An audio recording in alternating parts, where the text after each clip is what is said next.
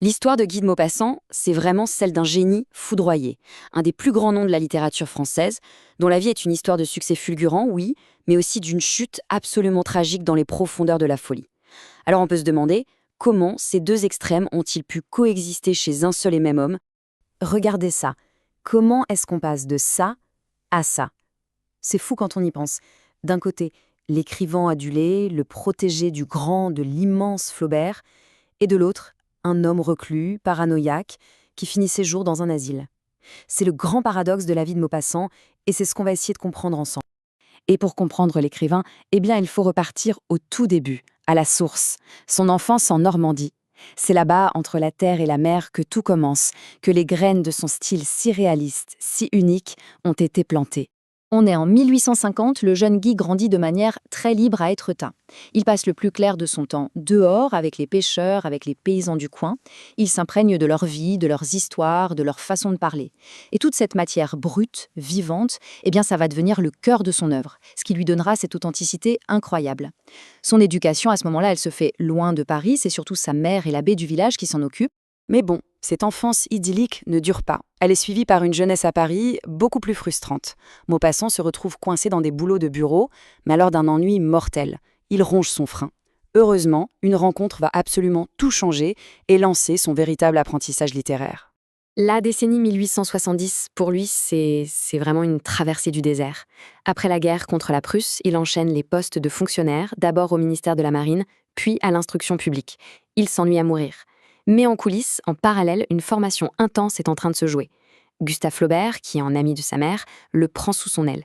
Il devient son mentor, son guide, et il lui ouvre les portes des cercles littéraires où il va rencontrer des gens comme Émile Zola. Et cette relation, c'est bien plus qu'un simple mentorat.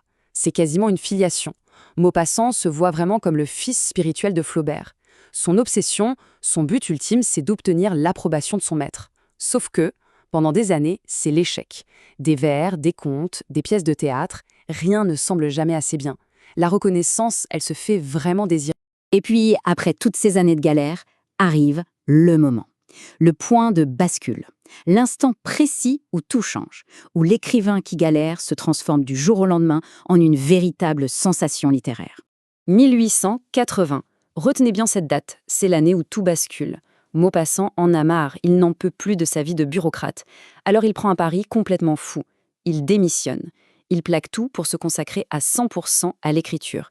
Et ce saut dans le vide va déclencher une véritable explosion créative. Le détonateur de cette explosion, le voici. Une nouvelle, Boule de Suif. Elle est publiée dans un recueil collectif, aux côtés de Zola notamment, mais elle éclipse absolument tout le reste. Le succès est immédiat, fulgurant. D'un seul coup, le nom de Maupassant est sur toutes les lèvres. Et là, c'est la consécration suprême. La reconnaissance qu'il attendait depuis si longtemps. Celle de son mentor. Flaubert lit la nouvelle et il déclare « C'est un chef-d'œuvre qui restera ». Le triomphe est total, mais il est teinté d'une immense tragédie. Flaubert meurt cette même année, juste après avoir vu son protégé enfin réussir. À partir de là, c'est l'explosion. Le succès de Boule de Suif ouvre complètement les vannes. Une décennie de créativité absolument folle s'ensuit, et fait de Maupassant un auteur non seulement célèbre, mais aussi très très riche. La décennie qui suit est juste un tourbillon. Le rythme de publication est effréné, c'est hallucinant. Plus de 300 nouvelles et 6 romans en à peine 10 ans. Il y dépeint avec un réalisme souvent cruel les mœurs de son temps, que ce soit l'ascension cynique d'un jeune journaliste dans Bel Ami ou la folie qui guette dans Le Horla.